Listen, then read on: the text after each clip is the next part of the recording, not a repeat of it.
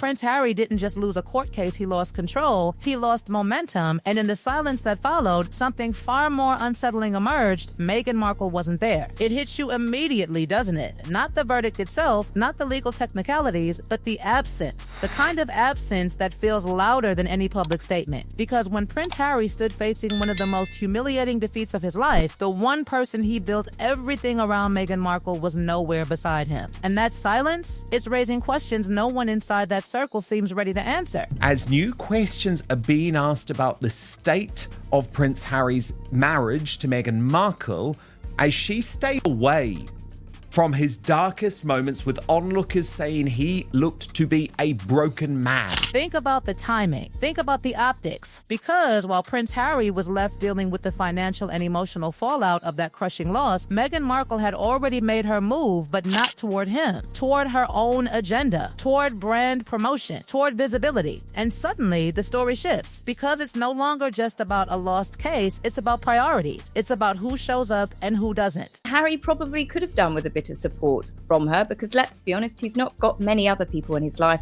willing to stick their neck out and to support him, because he's destroyed all of his relationships. But for Meghan to not be there, even in the background, that to me is not a good marriage. I don't think we'll see her, because when Harry's having a difficult time, Meghan doesn't want to be involved. History teaches us that if you are not of use to the Duchess of Sussex, you're in a very lonely place. And that looks like the place where Harry is right now.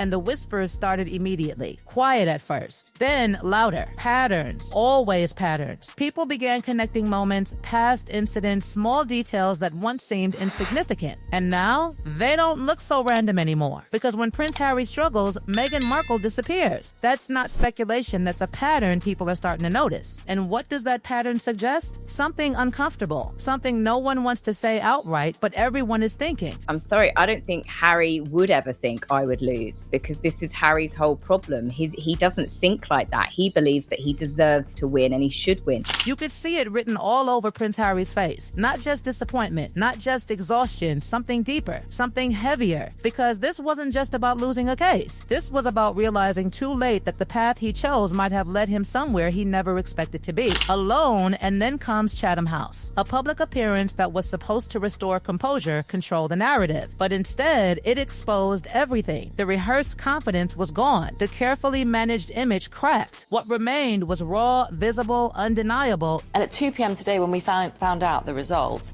he was doing a speech at Chatham House and his voice was shaking. He was all alone.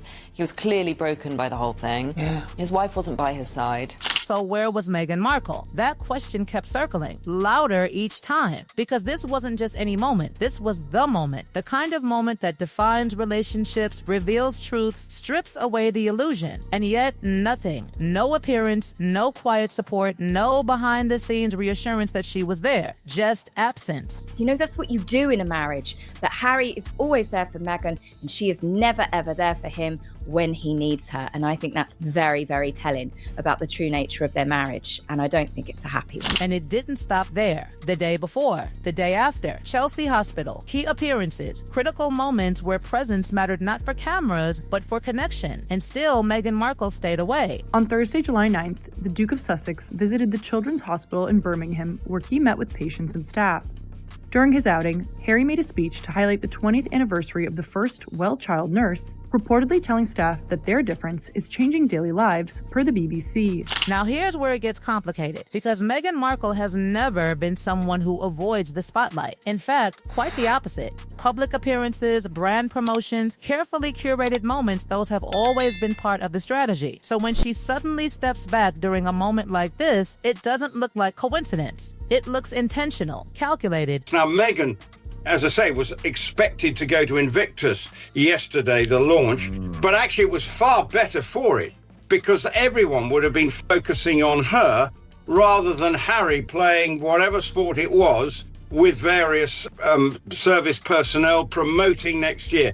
We got a proper promotion of the Invictus Games. And then the speculation deepens. Did Meghan Markle know the outcome before it happened? Did she see the direction things were heading and decide quietly to distance herself? Because there's another layer here. Security concerns, conditions, requirements that conveniently kept her away while Prince Harry faced the courtroom alone. Meghan and children will not join Harry in London over safety fears. But then, almost as if on cue, everything changes. The case ends, the headlines settle, and suddenly Meghan Markle arrives in the United Kingdom, the same place she had previously insisted she wouldn't return to under certain conditions. And now, she's there. Why now? That question lingers, because timing like that doesn't go unnoticed. It raises eyebrows. It creates tension. It forces people to connect dots that were never meant to be connected. And when you step back, when you really look at the bigger picture, it becomes impossible to ignore what Prince Harry has sacrificed along the way. Family relationships, long-standing friendships, stability, all in the belief that Meghan Markle would be his constant, his anchor, his support system. But when the moment came, that support didn't appear. And that's where the story stops being simple. Because now it's not just about a court loss. It's about a dynamic, a shift, a growing imbalance that people are starting to see more clearly than ever before. Because every time pressure builds around Prince Harry, the spotlight somehow shifts back to Meghan Markle. And just when it seemed like the dust had settled, the questions didn't fade, they multiplied. Because now, people weren't just looking at the absence, they were dissecting it.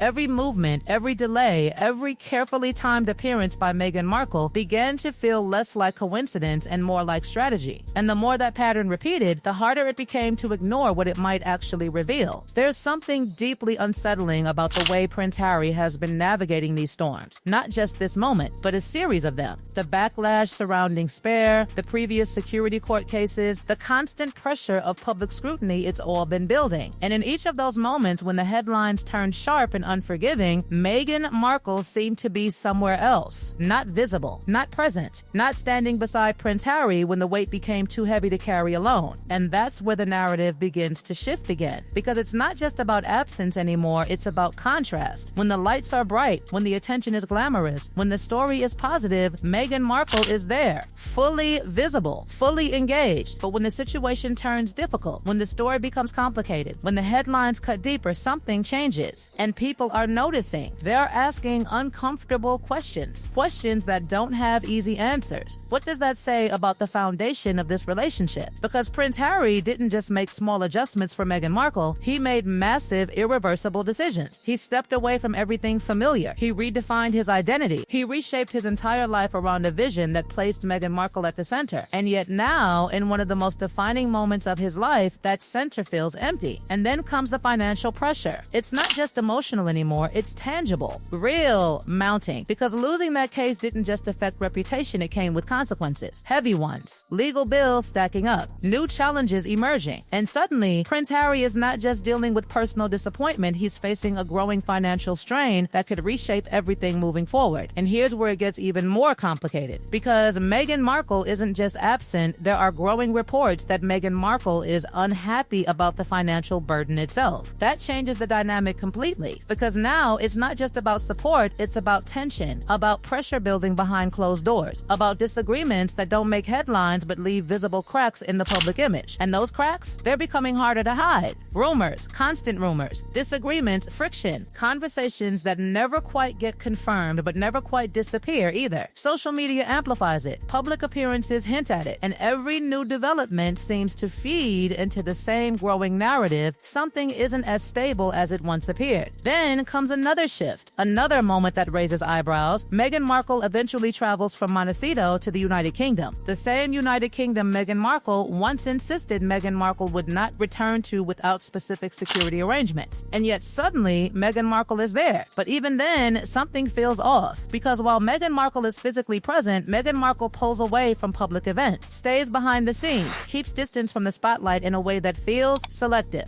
And that selectiveness, it's what keeps the speculation alive. Because people are starting to connect all of it, the timing, the appearances, the absences, the financial strain, the shifting priorities. And when you connect those dots, the picture that forms isn't simple. It's layered, it's complicated, and it raises a question that no one can fully answer yet. Is Prince Harry facing this battle alone because of circumstance or because of something deeper that hasn't fully surfaced? And then there's the final layer, the one that lingers. Some believe Meghan Markle was always drawn to the doors that royal status could open. The access, the influence, the opportunities. And in many ways, that part of the story is undeniable. Deals, platforms, visibility. Meghan Markle built something powerful from that connection. But now, as the challenges grow, as the pressure intensifies, the balance between public image and private reality seems to be shifting. Because Prince Harry is still showing up, still facing the consequences, still carrying the weight of decisions that changed everything. But the question remains, who is standing beside Prince Harry when it matters most? And maybe the most unsettling part of all this isn't what we've seen, it's what we haven't. Because the silence, the distance, the perfectly timed appearances they all suggest, there's something happening behind the scenes that hasn't fully come into view yet. Something unresolved, something still unfolding. And if this is only the beginning of that story, then what happens next might be even more revealing than everything we've seen so far.